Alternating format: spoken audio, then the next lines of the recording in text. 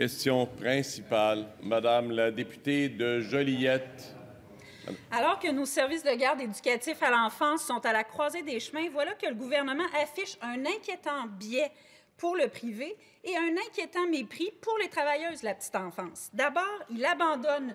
Effectivement, Monsieur le leader du gouvernement en question de règlement. Vous savez pourquoi je me lève. On ne peut pas employer ce genre de terme à l'endroit. C'est prêter des intentions aux collègues. Je ne pense pas qu'on peut dire que le gouvernement méprise qui que ce soit. Et je vais vous demander de retirer ce terme qui est au lexique et on le sait tous, Madame la députée. Je demande le retrait de ce terme. Retiré.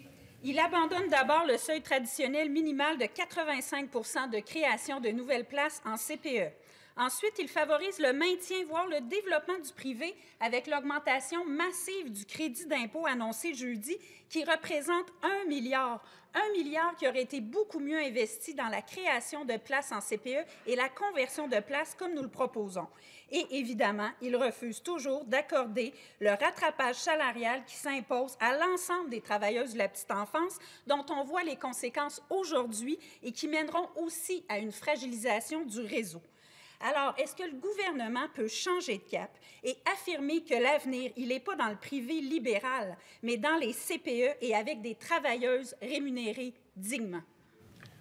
Monsieur le ministre de la Famille. Merci beaucoup, Monsieur le Président. D'abord, je veux dire à tous ceux qui nous regardent qu'on a changé de paradigme au Québec depuis déjà un bon moment. On a déposé le 21 octobre le grand chantier pour les familles qui est accompagné du projet de loi 1 pour compléter une fois pour toutes les services de garde éducatifs à l'enfance au Québec pour que chaque enfant puisse avoir une place. Vous savez, ce slogan-là, « Un enfant, une place », on l'a entendu longtemps, mais ça ne s'est jamais concrétisé. De notre côté, très concret, 45 mesures dans un plan d'action, pas de grande séance de pelletage de nuages où on ne sait pas trop qu'est-ce qui va se passer. On arrive avec des mesures qui sont là, avec le budget qui est nécessaire et avec aussi, évidemment, le rattrapage salarial qui s'impose.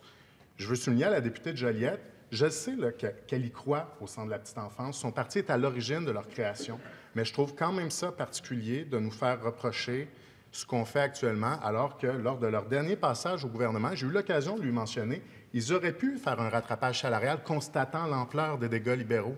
Ils ne l'ont pas fait. Ils auraient pu déposer un projet de loi, 1, 2, 3 articles, pour venir mettre certains verrous pour assurer le développement des CPE.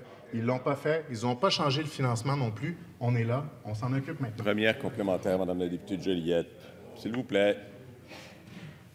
Au Parti québécois, on fait le choix des familles, des experts et de la qualité en mettant le cap sur 100 % CPE. 100 % des nouvelles places en CPE, 100 % de conversion de places privées en CPE et on fait le choix des travailleuses de la petite enfance, oui, parce qu'on y croit dans l'importance de cette cause-là du rattrapage salarial. Ça devrait être la cause de l'ensemble de la société québécoise. Alors, est-ce que le ministre et son gouvernement vont changer de cap et ils ont l'occasion de le faire avec la négo qui est en cours? Monsieur le ministre de la Famille. Monsieur le Président, vous savez, à la Coalition Avenir Québec, le gouvernement que les Québécois ont choisi, c'est un gouvernement pragmatique. Par le passé, quand le Parti québécois était là, c'était tout au CPE. Quand les libéraux arrivaient, c'était « allez vite, tous au privé ». Imaginez la cacophonie dans laquelle se sont retrouvés les fonctionnaires du ministère de la Famille qui ne savaient plus où donner de la tête parce que les orientations changeaient tout le temps. Et ça, c'est sans parler des ministres de la Famille qui succédaient à un rythme effréné à toutes les années ou les années et demie, en plus de cumuler d'autres fonctions. On avait besoin d'un plan, un plan de match clair, net et précis.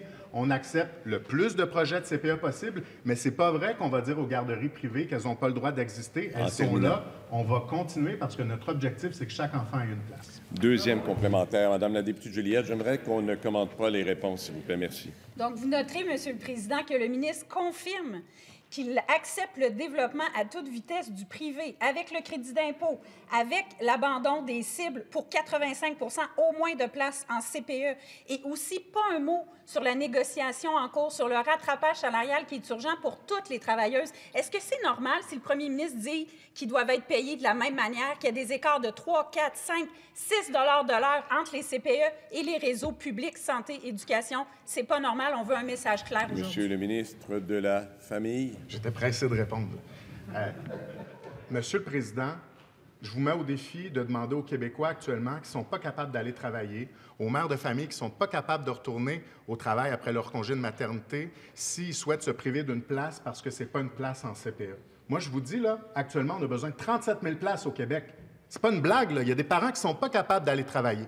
Donc, le pelletage de nuages du Parti québécois, qui est dogmatique et qui ne voit qu'un modèle, on n'y croit pas. Ce qui est important pour nous, c'est de prendre l'aide de tout le monde, de concrétiser ces places-là, puis qu'enfin, les parents aient une place pour leurs enfants, qui puissent participer à l'économie du Québec, que leurs enfants puissent se développer, parce que les grands discours dans lesquels ils nous ont enfermés, dogmatiques, ça nous a mené à la situation actuelle. C'est terminé, M. le Président.